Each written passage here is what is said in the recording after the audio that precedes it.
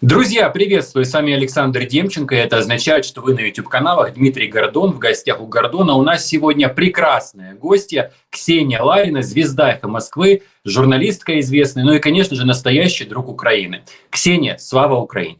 Героям слава! Приветствую вас, Александр, и всех ваших зрителей.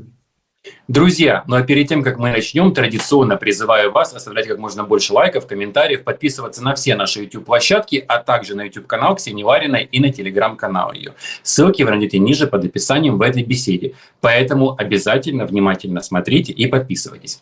Ксения, ну что, в Орске, в Оренбургской области все затоплено, лекарств нет, воды нет, еды нет, ничего нет. И у памятника Ленина собралось огромное количество людей. Все скандируют: «Путин, дай денег».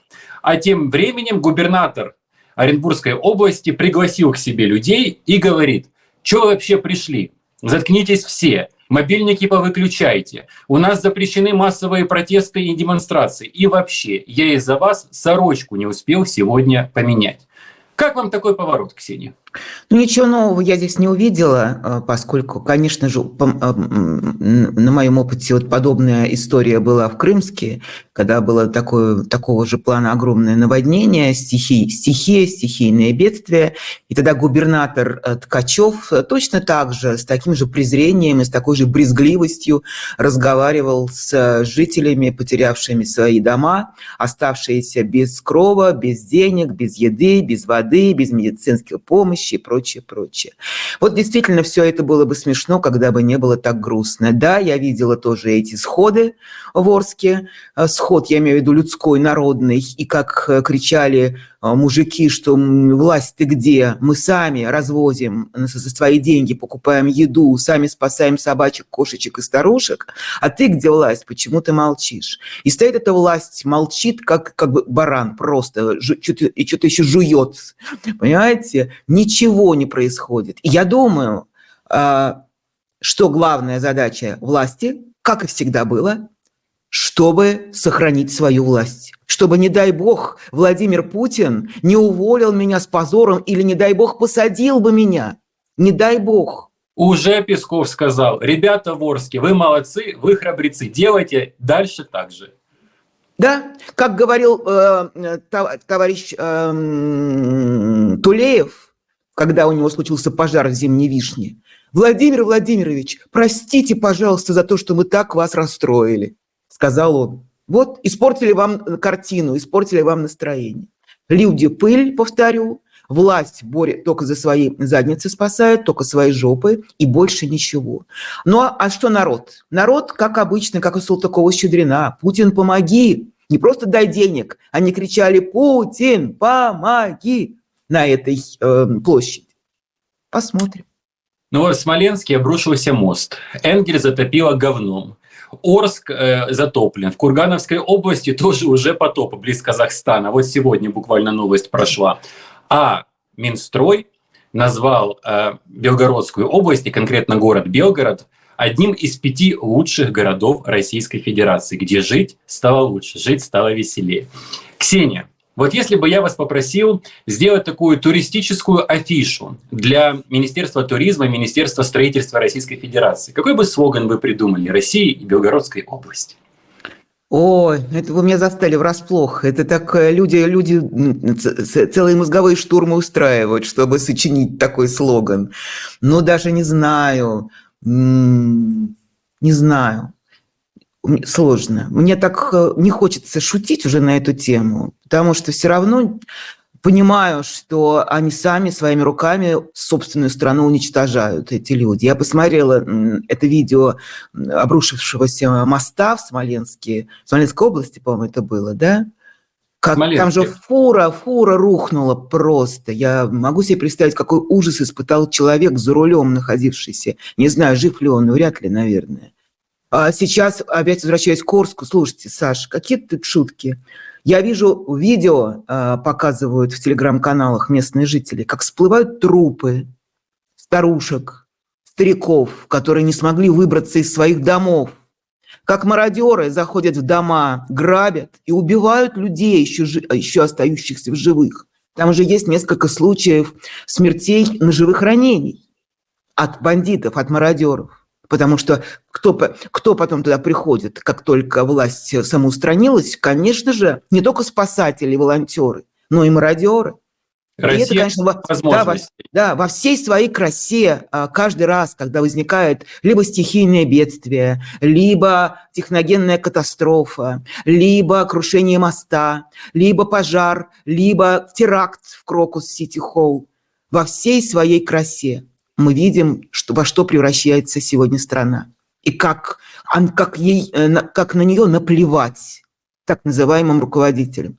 Вы видели в Орске, вот вам еще одно видео, которое меня тоже поразило, вот то, что вот в одном кадре, как говорится, когда чуть ли не на крейсере там едет министр чрезвычайных ситуаций Куренков вместе со своей свитой. Огромный крейсер, товарищи, мы не шутим, нам можете найти. Крейсер «Аврора», который летит, значит, по этим затопленным улицам, и там стоят, значит, генералы. И что говорят жители вокруг, которые это снимают? Ой, смотри, генерал, МЧС, давайте ему помашем. Вот чистой воды, Салтыков-Щедрин, город Глупов. Ну, Россия – страна возможностей. Вот у меня какой слоган возник, когда вы вспомнили о мародерах. Просто возможности не для всех, а для Путина и для мародеров. Ну вот, кстати, пока вот это все происходит, начинает страна скорбеть. Точнее, Z-патриоты и те, которым приказали. Выбросился из окна оперный певец Евгений Кунгуров. С 2014 года выступал на всех Z-акциях. Я не знала, да вы что? Да, пел песни. Это когда все случилось-то? Вот сейчас, представляете? И начинают все скорбеть. Выбросился до этого в 2023 году, оказывается, 3 раза был в психбольнице, уже проходил. Что скажете на это все дело? Вы знаете, я не следила за его творчеством и за его судьбой как-то. Но для меня это имя, мне оно известно, потому что я его помню по голосу. Он там впервые появился на конкурсе, вот этот голос, который во всех странах мира проходит, в том числе и в России, и в Украине, по-моему, тоже есть, да, голос. Да. И это был очень талантливый парень. Потом я знаю, что он стал таким патриотическим певцом, заменил Кобзона, по сути, они лепили из него Кобзона, но я не знала о его проблемах. Ну, что я могу тут сказать? Мне очень жаль. Если там были проблемы, что тут скажешь? Ужасно. Ну вот, кстати, если уже мы заговорили об артистах, Ивлеева, Газманов, Шаман собрались в оккупированный Мелитополь. Ну, я-то понимаю, что там будут делать Шаман и Газманов. Хотя я недавно назвал Шамана внебрачным сыном Газманова. Многие сейчас смеются, но тем не менее я похож. А вот что там будет делать Настя Ивлеева? Я думаю, что она может делать? Стоять у микрофона в платочке, в свитере, теребя уголок платочка по всем законам советского жанра. Вот стою я перед вами, простая русская баба, мужем битая, врагом стрелянная, да? Но и скажет: простите меня, люди добрые, соколики-касатики, простите меня, простите. Ну, что она может еще сказать? Я, правда, не знаю, какие у нее номера в арсенале, с чем она вообще зарабатывала. Потому что я настолько уже устала от этой фамилии, я вообще ее не знала до всех этих вечеринок, бесконечных этих извинений. Я вообще не знала, кто это. Вот вы, может, вы знаете, чем она зарабатывала вообще на жизнь? Блогерша, ездила по всему миру, измеряла, простите, чужие члены, выступая у Юрия Дудя, рассказывая, какие размеры. Вот Настя Ивлеева, Настюшка. То есть это типа такой инстасамки, как они называются? Да. Ну так нет, тогда не в Мариуполь надо в оккупированный ехать. Извините, а в окопы к солдатам, я думаю, что там больше пользы принесет Настя Ивлеева, чем оккупированным мариупольцам. Это уж точно. Кстати, там, помните, кто-то из этих обращался, мы, по-моему, даже с вами обсуждали это, все с Киркоровым, кто-то обращался из этих СВОшников, из бойцов оттуда, которые кричали: не надо нам никаких Киркоровых, да. Не надо нам никакого, не надо к нам ехать, не позорьте нас, мы вам не прачечная, чтобы вас отмывать ваши грехи. Да, лучше сразу поезжайте, берите оружие в руки и вставайте в наши ряды, чем ехать тут нас развлекать. Что-то типа это было. То есть не все бойцы одинаково довольны, скажем прямо. Так То есть вы что, думаете, что после того, как приедет Ивлеева, будут довольны все, да? наверное. Я думаю, что многие могли бы и Киркорову обрадоваться. Почему нет? Надо же Ну вот как-то их развлекать, да? Дуже часте питання до мене: як я став успішним та багатим? Просто я прожив таке життя і отримав такий досвід, який привів мене до того, що я зараз маю, і я дуже вдячний за це. Я впевнений, що кожний, хто прожив би як я і зробив власні правильні висновки, міг би стати таким успішним, як і я. Але щоб отримати досвід Дмитра Гордона, вам не обов'язково повністю проживати моє життя. Я запускаю особисте наставництво «Ближнє коло». Це не тренінг і не навчання. Це відкриття багатьох дверей, які вам здаються зачиненими. Кількість місць обмежена, а учасників я буду обирати особисто через анкету. Це мій практичний досвід та досвід моїх друзів, які ви зможете реалізувати у власному житті та бізнесі. Серед моїх друзів та експертів неймовірні люди, які багато досягли в своєму житті. Щоб заповнити анкету та дізнатися більше про програму, переходьте за посиланням. Раз мы уже об этом заговорили, пока Орск весь утопает, а вместе с ним и Кургановская область, и все остальные уже, то Россия путинская утонула в пучине разврата и похоти. Благодаря журналистам-расследователям из Ходорковский Лайв вся страна, Россия, и не только уже Россия, узнала, что, ну давайте начнем с этого, что Путин за всю свою политическую карьеру 29 раз трогал за разные места и целовал малолетних девочек и мальчиков, несовершеннолетних, приговаривая при этом, что они как котики, их так и хочется потискать. Как вы думаете, почему Владимиру Путину так нравится щупать и трогать вот этих вот несовершеннолетних девочек и мальчиков? Ну, были по этому поводу различные соображения достаточно давно. И, кстати, вот в этом видео «Ходорковский лайв» там как раз напомнили о том, что первым, кто обратил внимание на эти странные склонности у Путина, это был Александр Литвиненко. И, может быть, не исключаю, что именно это стало последней каплей, после которой было принято решение о его ликвидации, да еще таким страшным, мучительным образом, как с ним поступили. Да, это странно. Как, с другой стороны, странно, он целует мальчиков и девочек, вообще производит впечатление, как сказать, я боюсь, конечно, сказать это слово, да? Не бойтесь. Но на самом деле, да, в нем в этом какой-то блеск маньяка в глазах, он существует, когда он общается с детьми. И это заметно. Это и сейчас заметно, когда он там встречается где-нибудь с детьми, где-нибудь в больничке или в церкви со свечками. Вот. И всегда было заметно этой странной склонности. Плюс к этому другая сторона этой медали под названием Владимир Путин. Это его уверенность в том, что он такой весь из себя альфа-самец, и он всю жизнь это старается подчеркнуть. И то, значит, он ходил, бродил полуголый, как кентавр на лошади скакал, да, очень это любит. С другой стороны, очень боится быть увлеченным в какой-то беспомощности или, не дай бог, в признаках какого-то заболевания. И мне тоже абсолютно, просто такая мания. Ему важно показать всем, что его ни мороз не берет, ни солнце не жарит, поэтому без шапки всегда, зима все равно, шапка Но это полдня движение. боится. Боится. Да, это понятно, да. Но то, что он, как вам сказать, пытается себя позиционировать как некий бога-человек, это совершенно однозначно.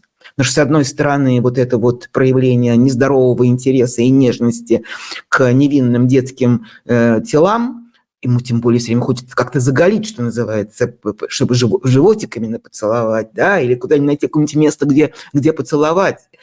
Вот. А с другой стороны, сам всегда пытается нам всем доказать, что никаких болезней у него нет и быть не может, ни насморка, ни кашля. Он, когда покашливает, выступает, у него там есть своя там проблема, совершенно очевидно. Одна из проблем, с которой они справиться не могут. Это вот его, когда он через какое-то время после своих начала выступления начинает, он обычно говорит, что-нибудь такое, обязательно придумает какую-нибудь причину. Кондиционеры здесь такие. Кондиционеры. Понимаете, сколько раз, да, вот он пытается все время это перевести либо в шутку, либо объяснить, что это случайность. Это, конечно, да, в этом есть мания, свойственная, наверное, людям такого плана. Я думаю, что вот Сталин точно так же себя вел. Никогда в жизни не кутался ни во что. Ни мороз, ни солнце, ничто не берут. Я Бога-человек. Ну вот Никита Конкин, первый поцелованный Владимиром Путиным мальчик, спустя время, после первого поцелуя, спустя десятилетия, оказался студентом в одном из рязанских военных училищ. Такой поцелуй, укус вампира. Да, в чем сила поцелуя Путина, скажите? Да. Ну, это, я думаю, конечно, такая случайность и шутка. Я, кстати, когда видела анонс этого видео, очень заинтересовалась там. Вот как мы любим, журналисты, обманывать ожидания. Судьба мальчика, которого Путин поцеловал. И что нам показали? Какую-то щелку фотографии сделанную, где этот молодой человек сидит в Рязанском училище. Но я думаю, что, конечно, эта связь такая больше метафорическая, чем реальная. Никак, я думаю, что не повлияло на него этот поцелуй. Хотя черт его знает. Может быть, потом нам скажут, что это и есть преемник. Пройдут годы. Да. Друзья, спасибо, что остались с нами. Пожалуйста, подписывайтесь на все наши YouTube-площадки. Дмитрий Гордон в гостях у Гордона. Пожалуйста, подпишитесь на YouTube-канал Ксении Лариной и на все ее телеграм-каналы. Не забывайте. Работайте, так сказать. Ксения, благодаря этому материалу «Ходорковский лайф» мы узнали еще много чего нового. Например, то, что спикер Госдумы Володин и глава Сбербанка Греф ходят в гей-клубы. Узнали, что Антон Красовский, один из главных пропагандистов Российской Федерации, друг Маргариты Симоньян, вместе с помощником Путина Шуваловым устраивают квартирники, куда приглашают мальчиков, геев-эскортников. Как же традиционные ценности? Как же семейные ценности? Что происходит? Это же не выступать против ЛГБТ. Да. Лицемерие – это как бы главная национальная скрепа. Так всегда было, и всегда есть, и будет. Это так. Ничего нового тут вам в этом смысле не сообщат. Конечно, у меня тоже возникал такой вот вопрос, когда я это смотрела, потому что все мы про многих деятелей партийной номенклатуры мы много чего знаем. И до этого расследования так называемого. Вопрос с вот этим вот право на аутинг, есть ли оно, да, у человека, который себя уважает, я не знаю. Но давайте так, Ренат Давлетгильдеев, который этот материал делал, он сам открытый гей, и вот этот дисклеймер был очень важен в самом начале, он про это напомнил всем, что подтверждая свое право на то, что он сейчас откроет имена, явки и пароли. Я знаю, что там были у него и свои истории, он многим вещам сам был свидетелем, и абсолютно в этом смысле ему доверяю. Перейдена ли здесь красная черта, та самая, если не красная, то этическая черта? Я думаю, что нет, потому что эта власть давно уже днюет и ночует в постелях своих граждан, и, извините, за все интимные места держит каждого человека, который так или иначе туда входил, в эти двери. Все эти папочки у Путина, да, это не преувеличение, это так. Они живут с этими папочками, на всех есть компромат, у друга на друга, у брата на брата, у мужа на жену. У них это страшная вообще история. Я думаю, что когда-нибудь, через какое-то время, когда все кончится, мы еще про вот эту вот империю Калигулы узнаем много чего. И какой-нибудь найдется новый великий режиссер, который снимет такой вот блокбастер про настоящие тайны этого кремлевского двора. Это страшно. Вспомните «День опричника». Мне кажется, что вот так как раз та самая метафора финала, где вот у них такая коллективная оргия, где никто не сочканет. Вот они тут приводили в этом фильме своем цитату из Путина, где он там говорит, что групповой секс лучше, чем личный или индивидуальный, что-то типа того, потому что можно сочкануть, что называется. Вот тут здесь он сам себе противоречит, потому что он этот групповой секс выстроил таким образом, что попробуй сочкани, попробуй соскочи, попробуй откажись, да? Попробуй, не встань на карачки, попробуй. А вы помните этот момент из этого расследования? Потому что я чуть с ума не сошел, когда это узнал. Простите, друзья, что я это рассказываю, но это уже выложено. Что один из депутатов, когда к нему пришла эскортница, у него, простите, не вставал член, пока он не увидел изображение портрета Владимира Путина. Вот тогда он, как Кремлевская башня, у него встал, что называется. Вы можете, что с этими депутатами вообще? Что это? Вполне возможно. Вы видели, как у них у всех кабинеты обвешаны? Вот я стала обращать внимание на это. Раньше вообще не обращала внимания, потому что кабинет, в любом кабинете портрет, значит, лидера нации, наверное, это норма для этой страны под названием Российская империя. Но в последнее время я обратила внимание, что это не один портрет. Много разных видов. То это не просто Путин в костюме, в галстуке, парадный портрет из, значит, вот, ну, такой обычный, отретушированный до самой «не балуйся». Нет. Там есть и портреты Путин с собачкой, Путин на рыбалке, Путин на лошади, Путин со стерхами. Вот я стала обращать внимание, вот обращайте, дорогие друзья, тоже, когда смотрите вот на всякие хроники времен Владимира Путина, это тоже о многом говорит. И вполне возможно. Я тоже сначала думала, ну это не может быть, когда я услышала вот этот рассказ этой эскортницы. Потом подумала, черт возьми, вполне возможно. Почему нет? Я в кино видела такое. Это было, да? Мы такое видели. Мы знаем, что многие деятели рейхсканцелярии тоже обладали этим вот вожделением. Они его не просто ему подчинялись, они его вожделели. Понимаете? Такое может быть. То есть, думаете, и Володин использует это вместо Виагры портреты Путина? Наверняка. Хотя не знаю, стоит ли в этом признаваться, потому что, с одной стороны, это можно признать, что насколько я тебя люблю, что я просто вот кончаю от того, что когда я вижу тебя хотя бы на экране телевизора. А с другой стороны, это можно все-таки принять как оскорбление национального символа. Я как у Швейка, да, мухи обосрали. О чем мы говорим вообще? Я готовилась к серьезному разговору. Ну, о чем мы говорим? Представляете, да, до чего дошла Россия, что нам приходится говорить в том числе и об этом. Это новости Кремля, дорогие друзья. Друзья, в том числе благодаря интернет-магазину Гордон Shop мы уже закупили для фронта около 100 дронов DJI Mavic 3 Fly More Combo, которые уже крушат и громят русских фашистов.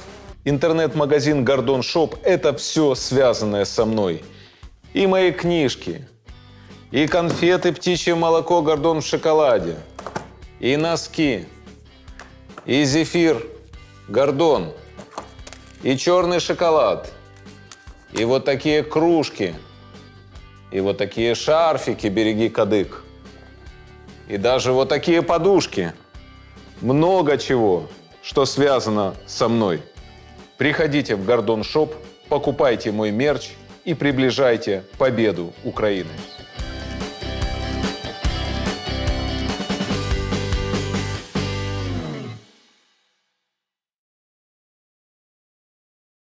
Но тем не менее, я послушал потрясающее интервью Рустама Солнцева Дмитрию Медведеву. Нахохотался Дмитрию Гордону. Видите, у меня уже тоже шарик за ролик заходит. Да, по Фрейду, что называется. Ухахатывался страшно.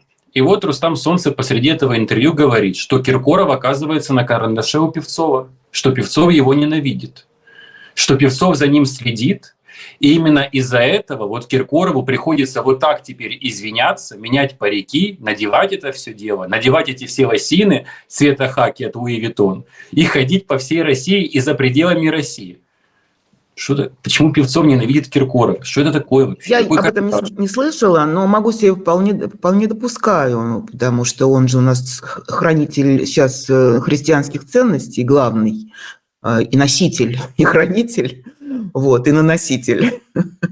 Поэтому все, что касается представителей ЛГБТ или голых вечеринок, у него вызывает откровенную ненависть, и он никогда, собственно, не стеснялся в этом смысле в выражениях. Поэтому, думаю, вполне возможно. Что А он всегда таким был, да? Вот он ненавидел ЛГБТ, получается? Не знаю. Во-первых, когда мы были молодыми, никакого ЛГБТ не было. Вообще. Понимаете? И людям, которые были увлечены в такого рода наклонностях, ничего хорошего не грозило, ничего хорошего не ждало, поэтому тщательно скрывалось. И это даже не обсуждалось. Вот. А то, что сейчас с ним произошло, когда он вдруг ударился озими и превратился в истого христианина с Певцовым, это как бы его проблема. Я не знаю, насколько это искренне, не знаю. В общем, это вообще даже мне... Я уже переждала все свои по этому поводу боли, разочарования и удивления. Вот. У меня не осталось даже возмущения. Пусть делает, что хочет. Но повторю, вы меня спросили про вот этого, про Киркорова, а в его лице, в принципе, вот эта вот часть сообщества вот этих вот людей. Я думаю, что да, здесь он откровенно... Это его враги, поскольку он объявил вместе с государством на полном серьезе объявил войну людям так называемой нетрадиционной ориентации. Все, что под это определение подходит, вызывает у него ненависть, возмущение, раздражение и желание запретить, закрыть и прочее, прочее. А это тренд в России? Вы считаете, что Путин тоже объявил войну геям, ЛГБТ? Это, повторю, это, с одной стороны, привычное лицемерие, которым всегда славится любая диктатура. А что касается преследования ЛГБТ и гей-сообщества, тоже не надо далеко ходить. Опять же, вспомните Третий Рейх. Это были... Сначала они их приближали, и даже были открытые геи, как здесь у нас тут тоже есть открытый гей единственный, который успел открыться, а уже когда надо было закрываться обратно, что делать теперь? Вот она открытый теперь стоит и не понимает, что делать, я имею в виду Красовского, да? Он как раз единственный открытый человек, который совершил этот камин-аут и стал служить Путину. Вот. Но там тоже были сначала открытые геи, которые тоже были частью вот этого вот империи нацистской и эстетики нацизма. А потом они же самые первые пошли в концлагеря и в газовые камеры. А вот, кстати, я почему-то сейчас вспомнил, сейчас же Михалков тоже выступает за традиционные семейные ценности против ЛГБТ, а я помню, как он в интервью Дмитрию Гордону много-много лет тому назад, не знаю, вы видели это интервью или нет, когда Гордон у него прямо в лоб спросил: скажите, вы гей? Стал перебирать ножками, как Владимир Путин, и мэкать, не знал, что ему ответить. Так и не ответил. Он что, он не любит тоже ЛГБТ? Или что с ним произошло? Сейчас не спрашивайте ни о чем вот таком. Сегодня понятно, что если ты сегодня являешься официальным представителем путинской интеллигенции, путинской власти, путинского научного сообщества, путинского образовательного сообщества, все, музыкального, шоу-биза, все, забудьте. Вы обязаны сказать нет Содому и Гоморре. Мы за христианские семейные ценности. Все. Мама, папа. Все. Самое святое у человека – это мать. Родина – мать. Отечество – отец. Все. Остальное от лукавого. Забудьте. Рожайте детей. При мне сейчас же делайте детей. Ведь вот мы с вами про это не говорили. Что такое лицемерие, которое имеет обратную свою сторону абсолютной вульгарной пошлости, сексизма, презрения к женщинам. Это, когда у них началась вся эта история за демографию, им выдали всем, значит, задание топить за демографию. Во что это превратилось? Скабрёзные шуточки. На заседаниях в Госдуме они друг другом рассказывают друг другу, у кого сколько детей, и делают друг другу замечания в микрофон с трибуны. Надо побольше, давайте-ка постарайтесь. Еще показывают как как это надо делать, чтобы детей было. А что это у вас детей мало, Иван Иванович? Давайте-ка, где ваша там жена? Дошли до того, что в открытую сказали, что лучший подарок к 8 марта для женщины – это беременность. Потрясающе. Саш, о чем мы говорим? Это сумасшедшие люди, обезумевшие от страха, с одной стороны, за то, что они могут быть скинуты в утиль, их сдадут, а с другой стороны, обезумевшие от безнаказанности, просто ошизевшие от этого. И вот это вот в открытую и что? Кто-нибудь из женщин возмутился в зале парламента, когда такие шуточки были в ходу у них? Они постоянно, видимо, в ходу. Нет, точно так же хихикают все вот эти вот бабы с лычками депутата Государственной Думы. Точно так же хихикают. Это ужасно. Это ужасно. Им к этому приучают к этим мерзким шуткам, к этим мерзким анекдотам, к этому абсолютно бытовому сексизму. Из-за этого и баб будут бить, и будут говорить про них бабы. Понимаете? По-прежнему. Как это было при царе Горохе, как это было при Совке. Вот во что это превращается.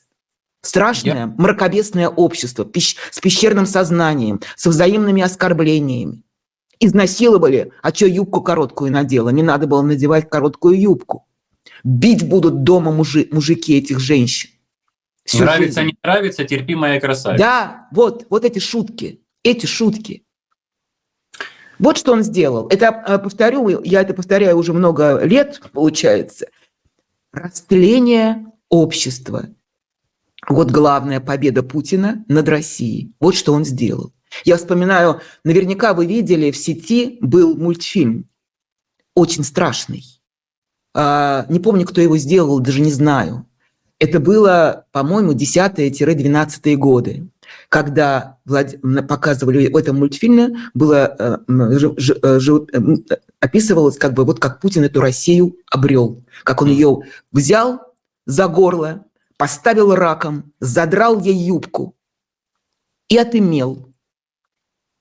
Не видели этот мультик? Нет. Я вам пришлю. Он до сих пор актуален. Это страшно, но это именно так. Вот что он сделал.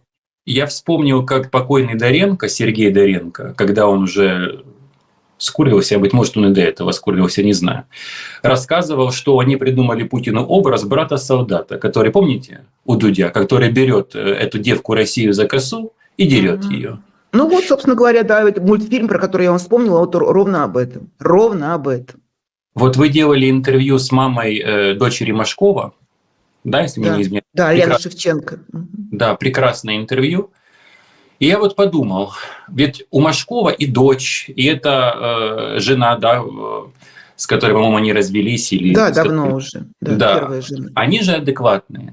Это не так, как в семье Безрукова, да, когда все там патриоты и на лбу, и в глазах, и везде, какой орган не возьми. А что с ним произошло? Да нет, это давно. То, что касается их семейных отношений, слушайте, это, во-первых, что такое первый муж?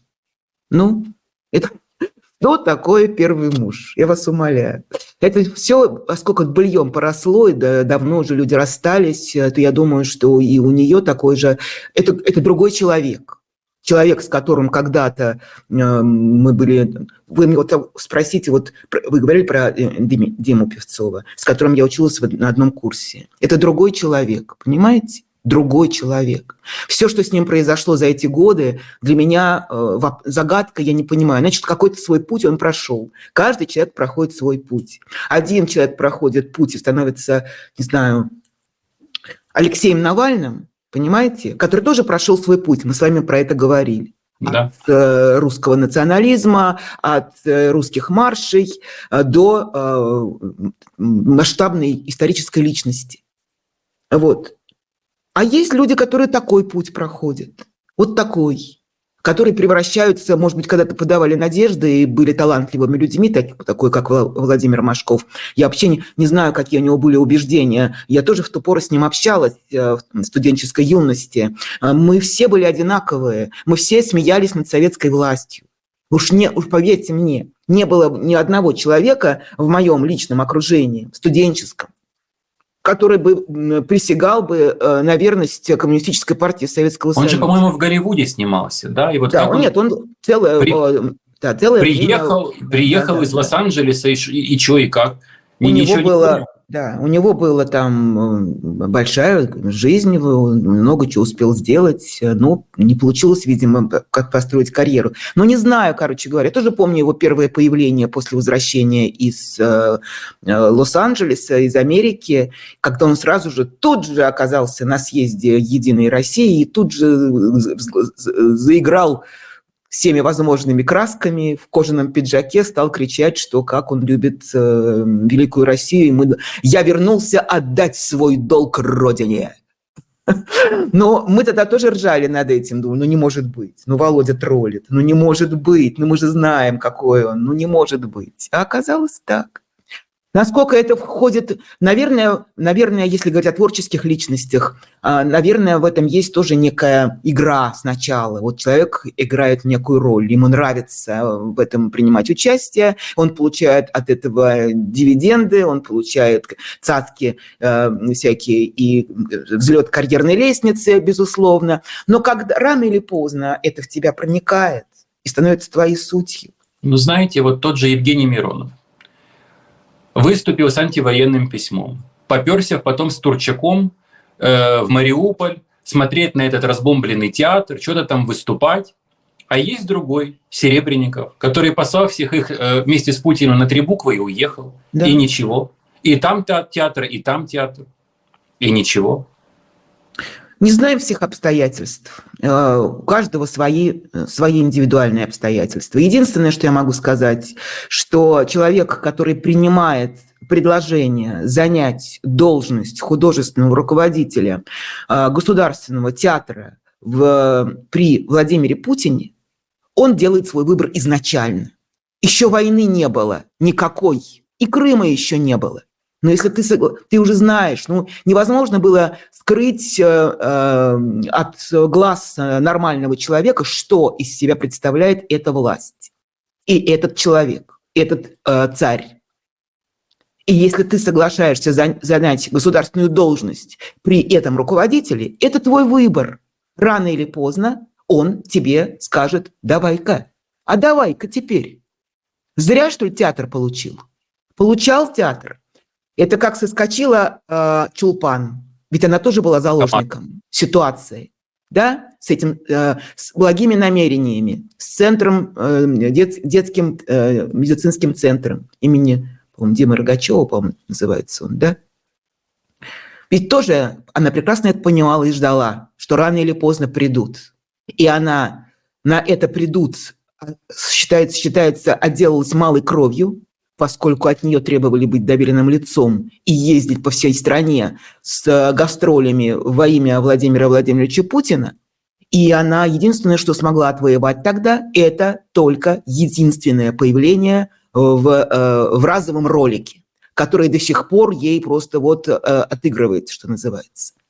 Но ведь все равно человек, для нее это была красная линия, это война, это вторжение, и она соскочила. Я просто думаю, господи, какая она молодец, что она это сделала. Мужество у женщины куда больше, чем у любого мужика на сегодняшний день.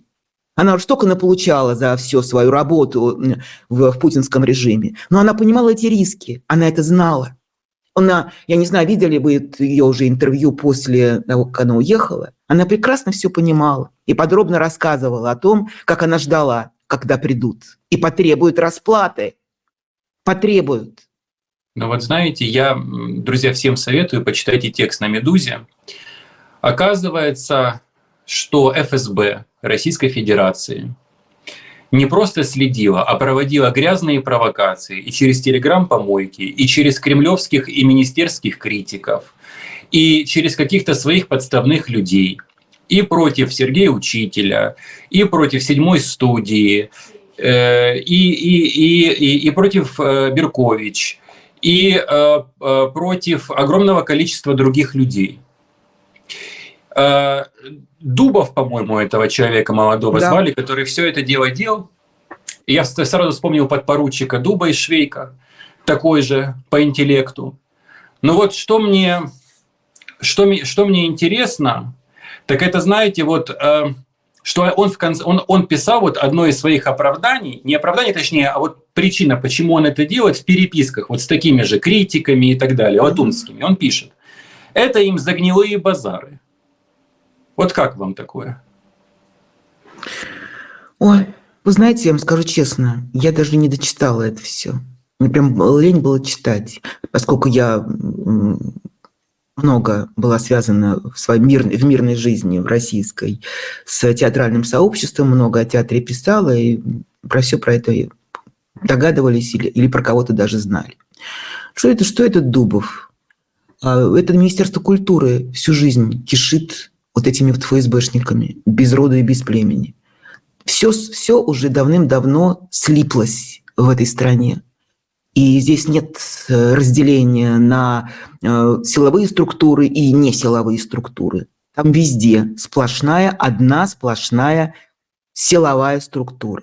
Под названием, повторю, путинский режим. Думаете, вот за гнилой базар, это вот их слоган, это они так живут? Я думаю, что да. Вы себе не представляете, как они разговаривают с людьми.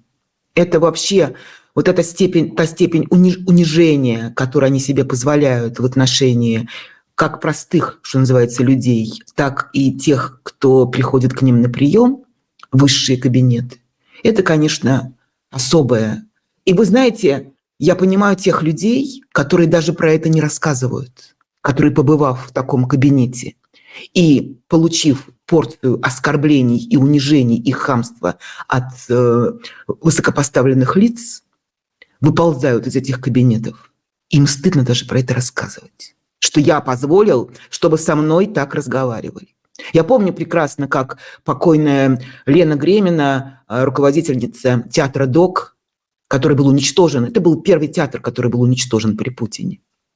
И руководители его, Лена Гремина и Михаил Угаров, практически не выдержав всех этих преследований бесконечных и унижений, и окриков, в итоге ушли один за другим из жизни. Я считаю, что это такое убийство было, по сути. Государство их убило. Как она ходила на прием в Министерство культуры, Саша.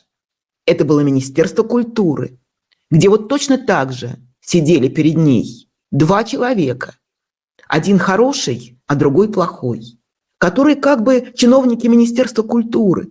Но на самом деле жанр разговора абсолютно, вот возьмите любой роман про сталинские репрессии и про то, как разговаривают следаки, НКВДшники с людьми в кабинетах, вот это тот самый случай. Это выдержать невозможно. Алексей Учитель, простите, друзья, да, говорил. Я не стала переспрашивать Алексей Учитель. Путин побывал на Уралвагонзаводе и сказал, что необходимо возрождать программу «А ну-ка, девочки».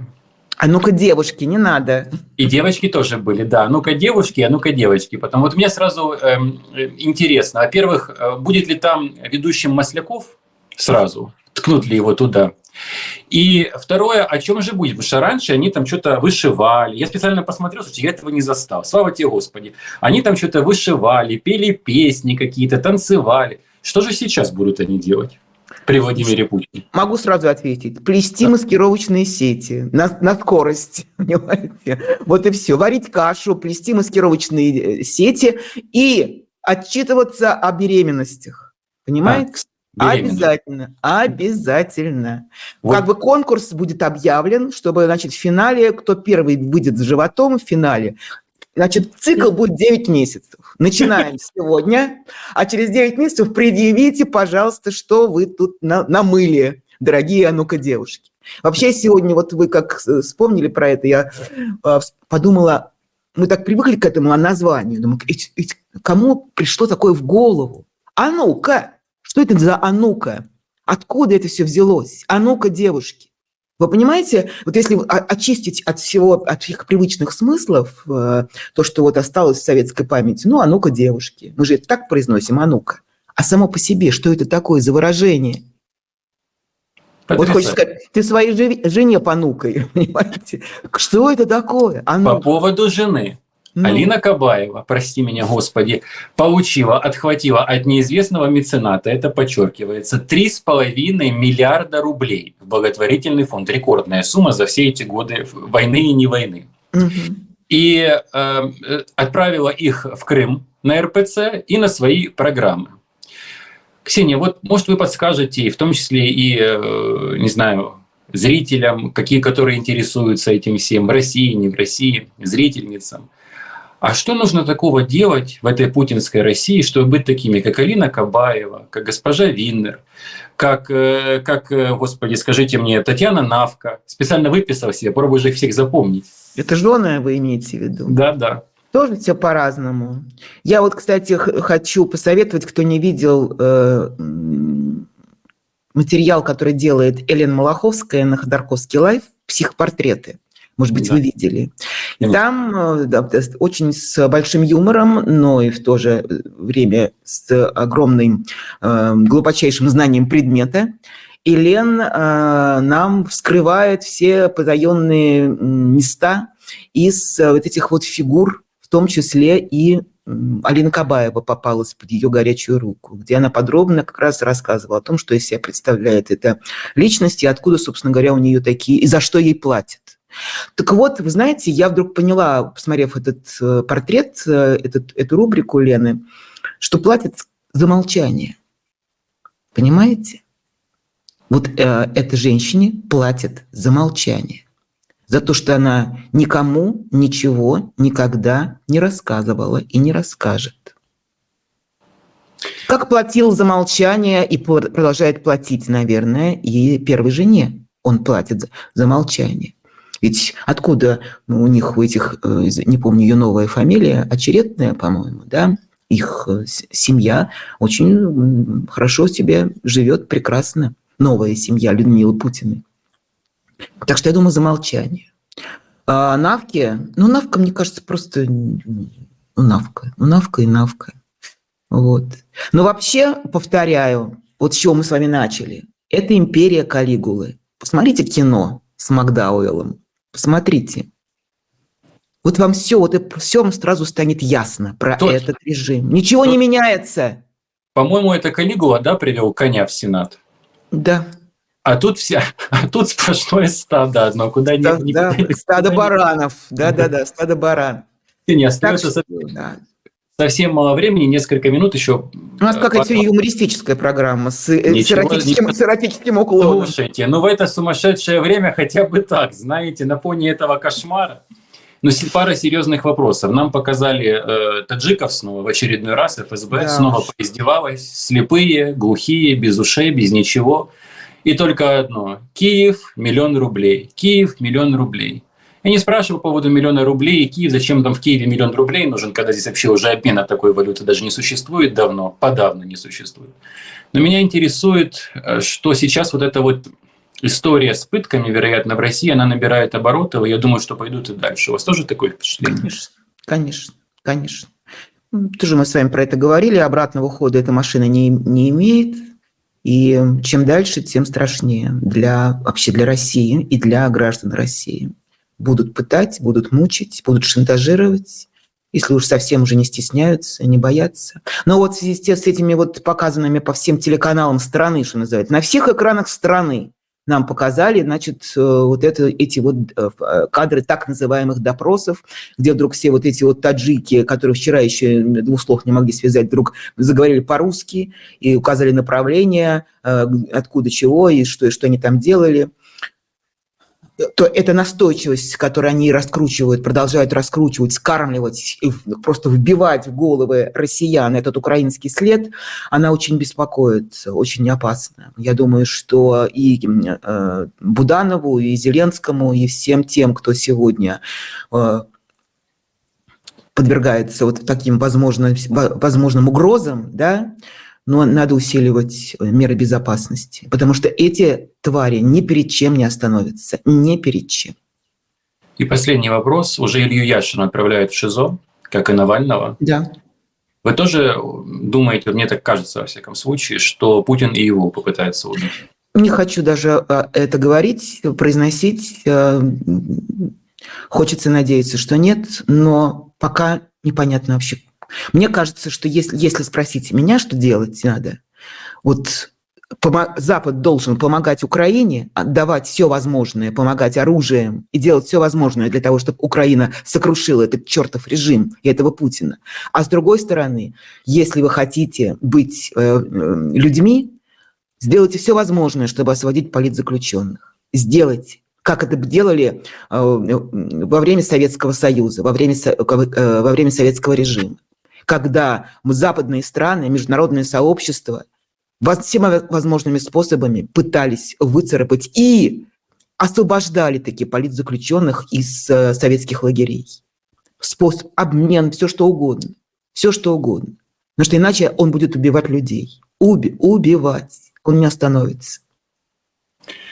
Друзья, спасибо большое, что оставались с нами все это время. Пожалуйста, подписывайтесь на все наши YouTube-площадки. Дмитрий Гордон в гостях у Гордона. Пожалуйста, подпишитесь на YouTube-канал Ксении Лариной, на все ее телеграм-каналы. Ссылки вы найдете традиционно здесь ниже в описании под этим видео. Оставляйте как можно больше лайков, комментариев сейчас. Ну и, конечно же, кликайте на колокольчик для получения дальнейших уведомлений о всех наших новых видео. Их будет больше, больше и больше день ото дня. Ксения, спасибо большое, что были с нами. Спасибо. До новых встреч. Пока.